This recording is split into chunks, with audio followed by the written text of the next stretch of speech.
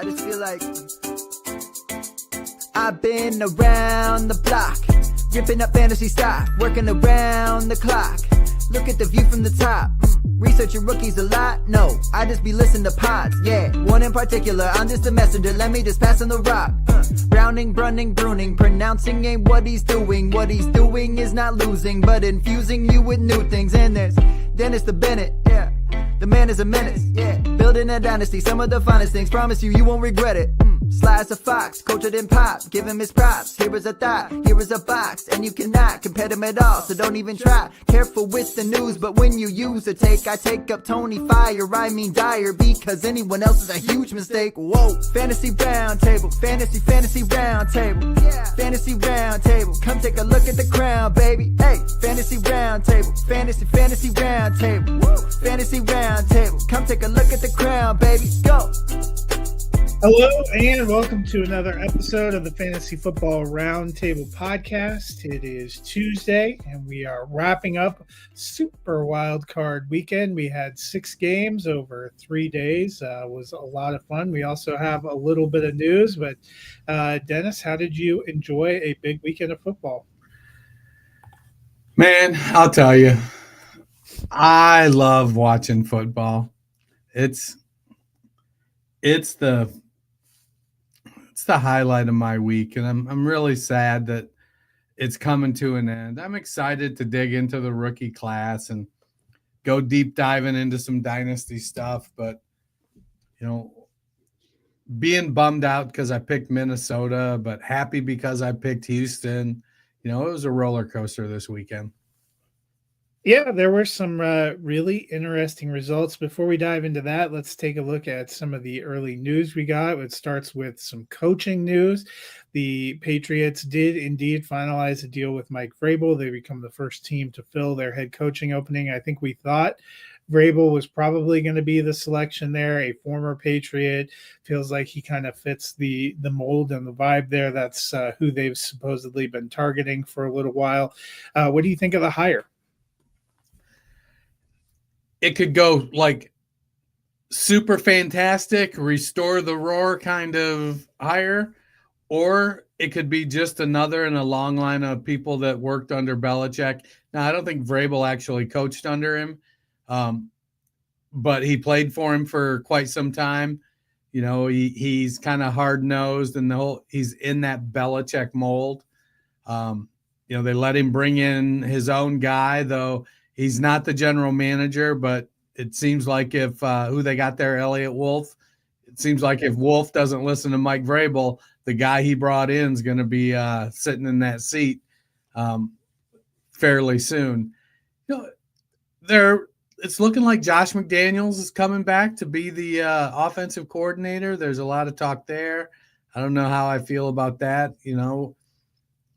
McDaniel has always been successful when he's been with Bill Belichick. So is he going to be able to break that cycle with Vrabel? Is Vrabel going to give him, enough? I don't know. I got to think Belichick had some input on the offense, even though he was known for his defensive mind. And Vrabel was widely regarded in this cycle as the top CEO type of head coach candidate. Obviously that was before Mike McCarthy hit the market. So I don't know if people hold McCarthy in that higher regard, sort of in that methodology, but we'll see. He's got to hire him, the rest of his staff, get himself a defensive coordinator. They've got a high draft pick. I like Drake May. I think he's going to be good. Let's see what he can do. They need to build out that offensive line and protect Drake May. They need to get a stud wide receiver. I like the hire. I'm fond of Vrabel. He's a former Buckeye, so for me, I think it's great, but can you go home again? The old saying, you can't go home again. We'll see. I like it. Well, somebody who we know won't be back is Mike McCarthy, who, they initially blocked him from interviewing with the Chicago Bears, but his contract expires, I believe, at the end of tonight, or the negotiating period expires at the end of tonight. Yesterday, they made a big announcement that they are parting ways. He's going somewhere else. So, what do you think about both that opening and Mike McCarthy? Well, I'm looking to see who said it here real quick. Somebody is linking McCarthy pretty heavily to New Orleans. Ian Rappaport said that New Orleans is hot and bothered for Mike McCarthy. And I got to say, Derek Carr seemed like a great match for Mike McCarthy. I don't know, because he isn't an exceptional quarterback, but it feels like he's somebody that McCarthy thinks he can make better than he really is. We'll see. McCarthy likes to throw the ball to the running backs, and Alvin Kamara should be great in that system. They got Chris Olave, who's a very, very good wide receiver, and Rashid Shaheed. I don't hate the pairing. I'm not a huge Mike McCarthy fan, though. Yeah, we'll have to see. Still some interesting openings out there. We'll see what Dallas ends up doing as well. They obviously lose a little bit of time in being able to, interview and look at candidates. The other big piece of news, which came up that I thought was kind of interesting today, was Deontay Johnson got released from yet another team. Apparently was not happy with his targets and opportunities during the Texans playoff win. So they have let him go. That is 3 teams he's gone through this season. It feels like his dynasty value is pretty much DOA, but how are you feeling? Yeah, he's a throw-in for dynasty right now. It's like, I just want to get one more piece to make myself feel like I've got a lottery ticket. That's he's sunk that far that fast. He's 29 years old, which is, it's about that time, where that age when Pittsburgh receivers start losing their mind and Mike Tomlin gets rid of them a year before they go completely bonkers. I didn't see it coming with Deontay Johnson. I thought he was going to be a great stabilizing force in Carolina, and that didn't work. And he wanted the ball more than he wanted to win in Baltimore, and that just isn't how they roll. Houston was like, yeah, you gotta, show us something. It's crazy. I'm interesting to see how the offseason plays out, what we learn about the situation, where he's at. But he was a good receiver. So for me, he's got enough talent. Somebody's going to take a shot on him. Whether he does anything with it, who knows? But there are lots of wide receiver needy teams out there, and he'll get to a point where he's like, well, I'd rather get paid than not get paid, and probably take a league minimum deal. So for me, it was weird. I just expected more from him after he left Pittsburgh. I don't know. Yeah, I mean, you think about a couple of years ago, they talked about how incredible that group of Pittsburgh receivers were when they had Chase Claypool, who has pretty well played himself out of the league, Deontay Johnson, who has played himself off 3 teams, and George Pickens, who, more and more reports seem to be coming out about what a head case he is, including, not showing up. The reason he was inactive on Christmas Day was because he didn't show up before they had to make a decision. So they were like, I guess he's not here. So going to be some interesting times. Well, let's dive into the games that were played. The first of those games, the early game on Saturday, saw the Houston Texans host the Los Angeles Chargers. Chargers jumped out to a 6-0 lead, but the Texans really rallied and end up winning 32-12. So tough game for Justin Herbert. He only had 3 interceptions all of the regular season, was one of the most accurate, least turnover prone. 4 interceptions on Saturday. aside from Lad McConkey, they really couldn't get anything going on offense. Going to be heading into year 2 with Jim Harbaugh. They were 11-6, maybe outperformed what we thought they would do this first year in making the playoffs. But what do the Chargers need this offseason? First off, they need another high-end wide receiver to go with Lad McConkey.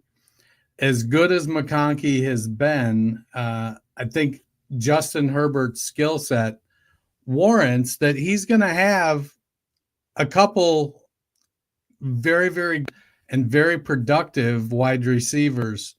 I think that we saw early in the season Harbaugh leaned a little heavier on the run and lower volume passing, and then he ended up upticking the passing volume, and it worked. I think Quentin Johnston he's MVS Jr. You know, he's got those hands. We've seen what the best of him looks like 2 weeks ago. We've seen, you know, what I don't want to say usually get, because he's usually a little better than what was he, 0 for 5 this week. He usually is a little better than that. But man, it was a brutal game. It might be better if they only had to use him as a third receiver. Exactly. So if they get somebody, you know, because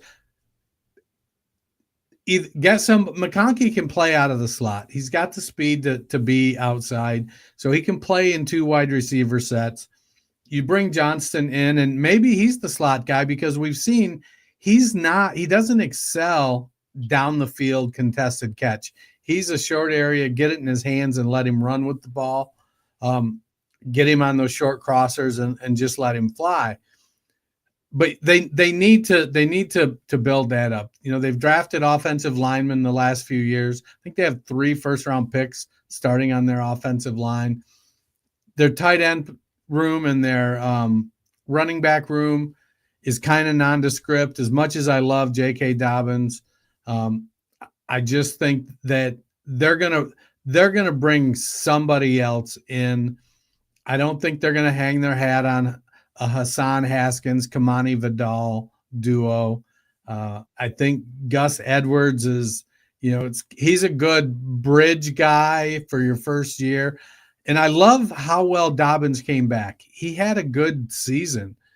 He did get injured, missed some time with that, but he had a good season. I think they need to look at their defense at just about every position. Khalil Mack and Joey Bosa are getting old. Derwin James is probably their best defensive player, and he's a good one. Deion Henley at linebacker kind of anchors that group. But they need to bring in somebody that can stop the run. Probably time to move on from one of Bosa or Mack and bring in some youth at the edge position. So they need defense. They need a premier wide receiver. Yeah, and Mack, a free agent, said he was contemplating retirement. So we will see how that goes. For the Houston Texans, they play the Kansas City Chiefs on Saturday. They played them the Saturday before Christmas. That was a fairly competitive game before Tank Dell had his massive injury that seemed to really rattle and distress the team, as you would well expect, especially CJ Stroud. We finally saw kind of a good performance here in the playoffs. I was most encouraged by what I saw from their defense. Do you think that is the momentum they need going into Kansas City? The defense is going to have to play well. Kansas City's defense gave up 46 fewer points than Houston. KC's defense is really, really good. Houston only gave up 2 300-yard passing games on the year, didn't give up a 3-touchdown passing game on the year. So they have a good defense. They were 6th versus the pass, 11th versus the run. They had the 4th most sacks. But there's just something about Kansas City right now. They're on a hot streak, year 3, going for a 3rd straight Super Bowl. I think Houston can compete. You know, Nico Collins is going to have to play a very big game. I just I'm not enthralled with the combo of Robert Woods and Xavier Hutchinson and John Mechie. They just don't strike fear, so it's easy to focus on Nico Collins. The plus side is Nico Collins can handle the pressure, and he's good. It just will Stroud ball to him in those contested situations. Cade Stover went on IR, so it's the Dalton Schultz show all the way at tight end. And what's Joe Mixon going to do? Will he be able to run effectively enough to keep drives alive? He had 25 for 106, 4.2 yards per carry against the Chargers. I don't think he's going to be that effective versus Kansas City, but he's going to have to be good enough to convert third downs. If they can get in third and short, Mixon's going to have to figure out a way to get past. Is Bolton still there? Chris Jones. He's Nick Bolton's get there, get Chris through Jones. there. Yep. He's going to need to figure out a way to grind out those third and one, fourth and one plays. I like Houston to have a puncher's chance because they can be explosive, but man, it's going to be an uphill battle versus Kansas City's very, very good defense. The other game on Saturday that was exclusive to Prime Video, the Ravens, as expected, beat the Pittsburgh Steelers 28-14. This was kind of a little bit of a blog game. Afterward, Russell Wilson said he was intending to sign back with the Steelers. We haven't heard the Steelers say they were intending to sign him back. Justin Fields also set to be a free agent. A lot of questions always. Pittsburgh, they completely remade their quarterback room this year, got much the same result as last year. What do you think they do at that position going forward? They're just in such a tough spot that I don't know. It feels like they're probably bringing one of the two guys back. And, if Arthur Smith is still there as the OC, I think it's going to be Russell Wilson. It just feels like he's so much more of a traditional old school NFL quarterback. Justin Fields is going to win you some games. He's going to win you some games ugly. He's going to have some bad games. You have to suit your offense to what he does. And I don't think you can play 17 games of Justin Fields and George Pickens together. I just don't think Pickens will buy into it. He's going to be a huge distraction, probably get himself suspended. That being said, I think Fields showed that he can win you games, and if that's what it's all about for you, I just don't think the Pittsburgh defense is what it once was. So I kind of expect it's going to be, they may be in the Sam Darnold sweepstakes. I think Darnold is a upgrade from Russ. I think you have to protect Darnold. We saw yesterday that if Darnold needs to be able to have, he can't have a lot of choices. He needs only a couple choices, and then he needs to get rid of the ball. A lot of the sacks he took yesterday were because he kept holding on to the ball because the Rams took away where he expected to be able to go.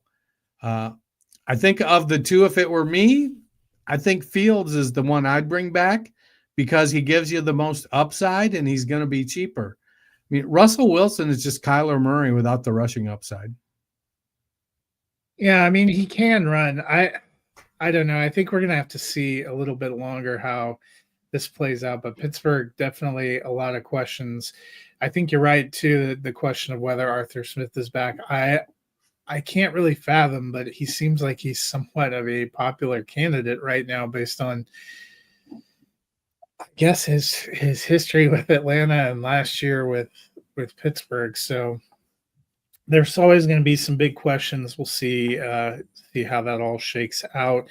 Meanwhile, the Ravens, they didn't have Zay Flowers, didn't really matter. They had 299 yards rushing, a lot of that coming from Derrick Henry. How dangerous is this team going into the next round? They are very dangerous. It's they have a super efficient offense. Lamar runs that offense. 15 carries Lamar had. They ran the ball 40, almost 50 times. And then they do the tush push with Mark Andrews, who's 6'6", 260. It's crazy. And what? Jackson still threw for 175 on only 21 attempts, 2 touchdowns. It wasn't big numbers for the passing game, but when you have Derrick Henry and Lamar just grinding that game down, and Pittsburgh was not posing any threat to catch them or come and take the lead. Lamar had the best touchdown percentage in the NFL this year, and he was second to Joe Burrow with 41 touchdown passes, tied with Baker Mayfield for second place with touchdowns. And he rushed for 915 yards. It's just a stupid good offense. And we've seen games where if they have to, they'll throw the ball to Justice Hill 12 times. They don't have any qualms about that. They'll go double tight end. They'll go 3 wide receivers. They'll run it 35 times with Derrick Henry. It's a very complex offense in that they'll do pretty much whatever it takes to get it done. Derrick Henry had 1,900 yards rushing and 16 touchdowns. And because of Saquon Barkley, nobody really talks about it. It's like, and it's not like he was that far behind Barkley. Yeah, I think they are going to be a tough out. Their matchup on Sunday is going to be the Buffalo Bills, who got the 31-7 victory over the Denver Broncos. Let's condolences.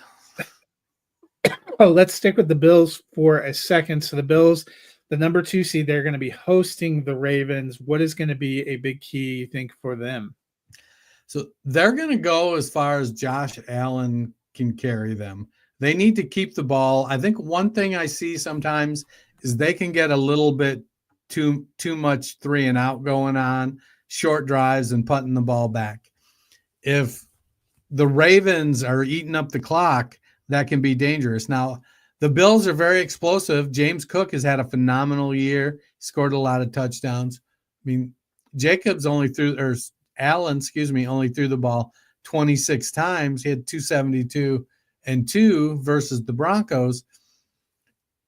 It was, they don't have an elite alpha wide receiver in Buffalo. They don't have an elite tight end. We expected a lot from Dalton Kincaid. We thought he was going to ascend into that Travis Kelce, Mark Andrews, rarefied air, and he didn't. But they've got a whole lot of good players that are putting team first and doing whatever they need to do to get the job done. And Josh Allen kind of leads the way with that. He'll fight you. Like, amazingly, at 6'5", 240, he's out there banging heads and slamming into people, and but he'll still throw the ball downfield, escape. They've got a ton of weapons. Their team is kind of like the Green Bay wide receiver core. There's a lot of very, very good players, but there's no one that's like, I want to draft this player in the first round of my fantasy draft. Josh Allen is the only guy there that you want to do that with. James Cook is good, but we're going to be, I suspect we're all going to be sitting around looking at James Cook this offseason going, yeah, there's no way he's getting 14 touchdowns next season. We're going to talk ourselves into pushing him down draft boards because touchdowns are fluky. I like Buffalo. I think it's going to be a very good game. Yeah, I think that's going to be a good one too. Both Buffalo and Baltimore run a lot. This could end up being one of the shorter playoff games, so we'll have to see how it goes because it was a very short game on Sunday with Denver. The big talk from Sean Payton throughout a lot of the season was that they needed to get more consistent, be better on the ground. I think we saw that again in the playoffs. Javonte Williams heading into free agency. The fact that Audric Estime was a healthy scratch for a playoff game so they could bring in Tyler Batty is kind of interesting. Jaleel McLaughlin looked really rough, both running and receiving on some key plays. What do you think Denver does to solidify that position for next season? It feels like they're going in a completely different direction. I don't think Tyler Badie is the answer. What McLaughlin has another year on his contract. Yeah, he should be into his third year on the final year of a rookie deal. Estime will be there. It's a weird, Denver doesn't have a 4th round draft pick. They're not taking a running back. They're not taking running back or in the 1st round. It's just not going to happen. In the 2nd round, they're looking at guys like Quinshon Judkins or Caleb Johnson. 3rd round, maybe Ollie Gordon or Cam Scatteraboo. Are any of those guys players that you're going to hang your hat on? Maybe. I like Judkins a lot. Caleb Johnson, I don't know that he's good enough in the passing game to be a 3-down back. Ollie Gordon is pretty good in all phases, but he only rushed for 880 yards this year. Scatteraboo kind of is one of these wild cards that, is he going to be as good in the NFL as he was in college, or is he going to be another Will Shipley? I don't know. He's bigger than Shipley. He did look good in the bowl game, and he had a very good year in college. They're going to have to go and get something. It's a good draft class. It's not a great free agent market. I mean, you got Aaron Jones, who's 30, 31. Najee Harris is out there, who's, yes, he's rushed for 1,000 yards in all 4 years, but is he gonna be effective enough to be a lead back all the time going into his 5th year? AJ Dillon's coming off an injury. You got Javonte, Alexander Madison, J.K. Dobbins. I don't know. I think who's the cat in Dallas? Rico Dowdle he might even be a free agent too. So it doesn't feel like there's a hard and fast answer there. It feels like Denver's destined to be a committee again next year. Yeah, it'll be interesting to see what they do. Just one correction: they have 1st, 2nd, 3rd, 4th round picks. They don't have a 5th, but then I thought when I looked at the thing, I didn't see a 3 6th. Yeah, they have 1st, 2nd, 3rd, 4th, and then 3 6th round picks. So, but yeah, I think running back has got to be probably a big priority. I know a lot of people have talked about receiver being a big priority, but I sort of agreed with that before the last month. I think we've seen Troy Franklin and Marvin Mims come around. I like what they have in Vele. Cortland Sutton is still under contract in 2025, and in fact would be a decent amount of dead cap, I believe, to release him. I think they would keep him, especially after this year. I don't think that's a bad group. I think tight end is a potential, and I think his number one offensive priority is going to be figuring out what the heck to do in the backfield, and then probably defense. They're looking at middle linebackers, pass coverage linebackers, and safeties. So I keep seeing mock drafts with Denver taking Tyler Warren in the 1st round, tight end out of Penn State. I can't fathom them taking a tight end in the 1st round. That's Sean Payton has found tight ends that he liked, but not doing it that way. I think that they'll look. I think it's either going to be Lucas Krull is the guy.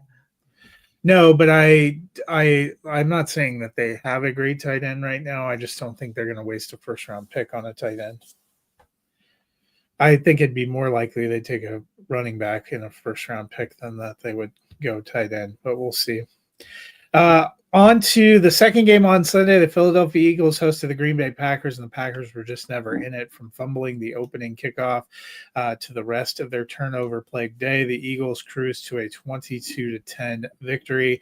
Dennis, by the end of the game, I think they were looking to see if you were available at wide receiver. Romeo Doubs got knocked out. They lost Jaden Reed. They looked good at times with Josh Jacobs. Jordan Love was kind of up and down, looked really poor on Sunday. What do you think the Packers are going to be looking at this offseason?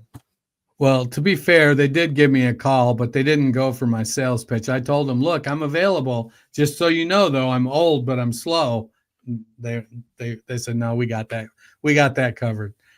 I think they need an alpha wide receiver. And a lot of the talk that I've seen since the game ended has been about lack of veteran leadership on the team. So what does that mean? How often can you just bring in a veteran and expect them to take over a huge leadership role on your team? I mean, if I've been there 4 years and you bring in some 10-year guy, I'm supposed to just, bow down when I've been busting my ass for you for 4 years? I don't know. I think that feels like it would rub the locker room the wrong way. It does depend on the guy. The defense needs to take a step. They need, Jair Alexander has missed 34 games in the last 4 years. Came in, played well when he was young, but he just can't seem to stay on the field anymore. So I do think they need to upgrade cornerback, maybe get themselves an alpha wide receiver. I think there was a little bit of hope this offseason that Jaden Reed might be that guy. Christian Watson exhibits some of the traits you want to see out of an alpha. I was the Jaden Reed hope. You were the eternal Christian Watson hope, and both of us ended up bummed out. Yeah, it's, maybe it's Dontavian Wicks. Maybe he's the guy, No, you're not going to be. I'd see it. I think I think it is what we talked about before. They have like a group of a lot of fine receivers, but like what you said, they don't have the guy. Yeah, they need somebody. They need to, go trade for Devonta Smith. He I think as much as he loves Philly, I think he would be perfectly happy to get out from under AJ Brown. He wants to stop, they call him Skinny Batman, but AJ Brown treats him like Robin. There's been rumors that they might bring back Devontae Adams, and I don't know how I feel about that either. No. We'll see. Speaking of the Eagles, they will be at home. They didn't have a spectacular game, but they didn't really need to in this wild card round. Do you still feel like they're one of the top Super Bowl contenders? I think so. I don't want to say you can just turn it on and off, but they were able to take this Packers team. They didn't run the score up by any stretch. Jalen Hurts was only 13-21 for 131 yards. Saquon 25 for 119. They just kind of held onto the ball and scored points. Let me see. It was almost a dead even split in time of possession. What was the play numbers? And Green Bay actually ran more plays than them. They just were more productive with the ball. They were able to keep Green Bay out of the end zone. Their defense is the second-ranked defense in the league. They're number 1 versus the pass, number 10 versus the run. Their weakness, if you can call being just 10th in the league in passing, is that it may be a little challenging if they do have to play catch up. But I mean, they've got AJ Brown and Devonta Smith, and you saw Dallas Goedert out there beasting. Saquon Barkley can catch the ball like nobody's business. So they've got weapons. I think the playing catch up is probably the bigger challenge for Jalen Hurts, because we know Devonta Smith and AJ Brown can get deep. But will Hurts get the ball off? He's a good quarterback, a very good quarterback. And, his run-pass combination is really key for them. I got to be honest, I'm not looking forward to Detroit having to play them in the division finals if Detroit gets there and Philadelphia gets there. Next up, there's always seemingly at least one upset in the wild card round, and that happened on Sunday night as the 6th-seeded Washington Commanders got the 23-20 doink win over the Tampa Bay Buccaneers. Dennis, the Commanders now get to go to Detroit. How do you think they stack up against the Lions? So the Lions are getting David Montgomery back, and somebody else I read, but I can't remember. I don't think it's an offensive player. But if Detroit can control the ball with Montgomery and Gibbs and then take the big shots, it's going to be problematic for Tampa. Their defense gives up the 4th most passing yards. They get, let's see, I wonder what I wrote a note that says 5th most sacks. Oh, they get the 5th most sacks, but they make the 4th fewest interceptions. Sorry, I couldn't read my typing. So while they have the ability to get to Jared Goff, if Goff can get the ball off with Amon-Ra, Laporta, and Jameson Williams, Jahmyr Gibbs, there are a lot of weapons that can be very, very dynamic with the ball. I think the Buccaneers, excuse me, I'm confused who was going. We're talking about the Buccaneers in the offseason. The Buccaneers, they need to improve their passing defense. So they get to the quarterback, but they don't get many interceptions, which means they need cornerbacks that can create turnovers. I like Washington. Basically, Detroit's run offense versus Washington's passing offense is what that game is going to be. If Detroit can run the ball, Terrion Arnold was the other Detroit player that I saw was practicing in full. Now he's probably good for a couple pass interference, but that's the offensive matchup. Detroit's run offense versus Washington's pass offense. Who's going to be able to put up points consistently? Yeah, and Tampa Bay probably some questions. I think Chris Godwin's going to be a free agent. Yeah. So whether or not they bring him back or figure out, I thought Jalen McMillan has looked good at times. I really liked what we saw from Mike Evans against Marshawn Lattimore. He had a pretty successful game. It's really Robert Curse. It seems like for Tampa Bay, it was 2 kind of shitty plays, the unexpected fumble, and then that weird 3rd and short when the ball got snapped and nobody on the offense was expecting it. That kind of end up being the difference, because I thought Tampa Bay was going down for a touchdown there, and they end up having to settle for the tying field goal that leaves them open. But I wouldn't be surprised if they come back as strong contenders in the NFC South again next year, because like you said, the Saints rebuilding, the Panthers still something of a project. Atlanta has had talent for a long time, but not a lot of results. But Tampa Bay just kind of hanging in there, cruising. They end up with the 19th pick. They get the first selection of the non-playoff teams, Denver the 20th, and then Pittsburgh with the 21st pick. So kind of an interesting wind-up there. One of the more surprising results, probably just because it was not a competitive game, we really only had one tight competitive game out of 6 in this wild card round, and that was the Monday night game where the Los Angeles Rams were in control early and just held control throughout, getting a 27-9 victory. I think 2 or 3 weeks ago, you and I felt pretty confident that the Vikings would bring Sam Darnold back, because at that point they were 14-2. They were at the number 1 seed in the NFC. They looked like they were a pretty dominant team, but we have had 2 very dubious games from that offense in a row against Detroit to end the regular season, and then a repeat in the playoffs. Turnovers, bad decisions. I know he got sacked a lot last night, but from what I was seeing, it seemed like he was just holding the ball forever and then twisting into some horrific sacks. big questions now. He's a free agent, and they took JJ McCarthy in the first round last year. So 2 weeks later, do you still feel like the Vikings bring back Sam Darnold, or do you think they give more thought to moving on? I think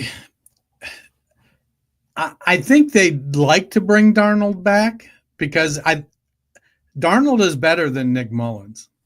So if I had to choose between the two of them, well, I don't even know that they're keeping Nick Mullins. They have Daniel Jones, and right.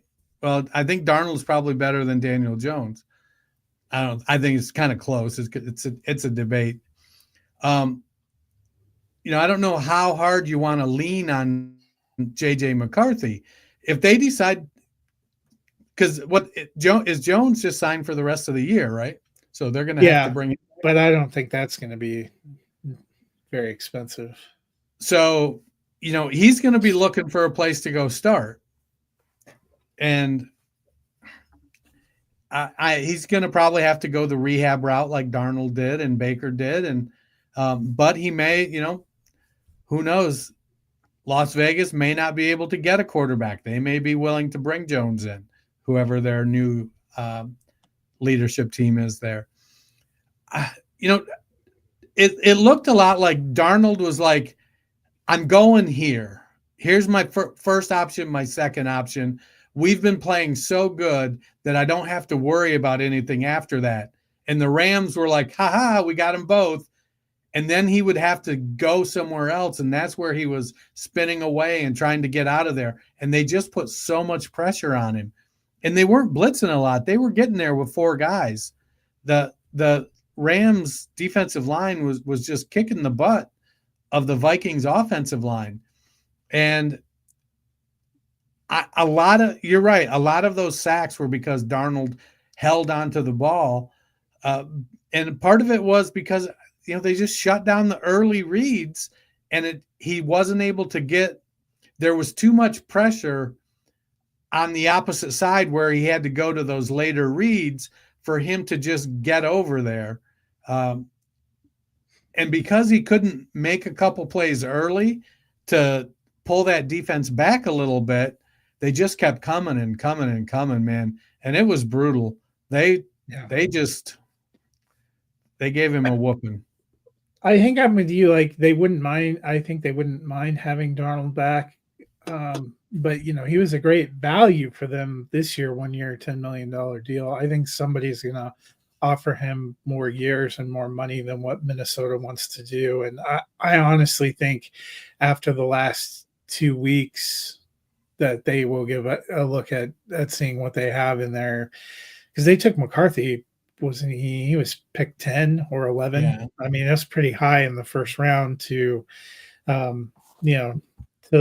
just leave him behind someone. So I have come around to thinking that Darnold's going to probably find a better offer somewhere else. Yeah, I saw a note earlier on Roto World that they said they thought that Darnold was going to get a contract in the range of like Geno Smith or Baker Mayfield. So that 3-year, $100 million range, even still after that. And I get it. I mean, quarterback is a hard position and there's only a few elite quarterbacks in the NFL. So, and it's not a great quarterback class this year. I think it's going to come down to, the big reason he moves on is if he can get 3 for 90 somewhere else over 2 for 70 in Minnesota, he's taking 3 for 90. Yeah.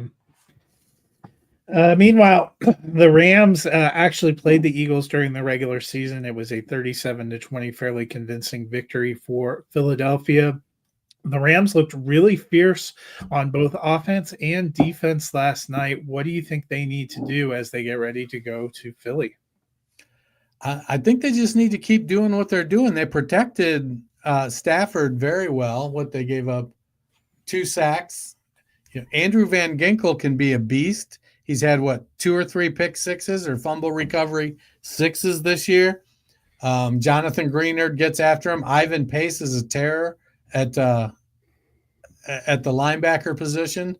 So Stafford just knew what he was doing. And Kyron Williams is so shifty in the hole. As like I'm a noted Kyron Williams hater because I don't think he can stay healthy with the volume that they're going to give him.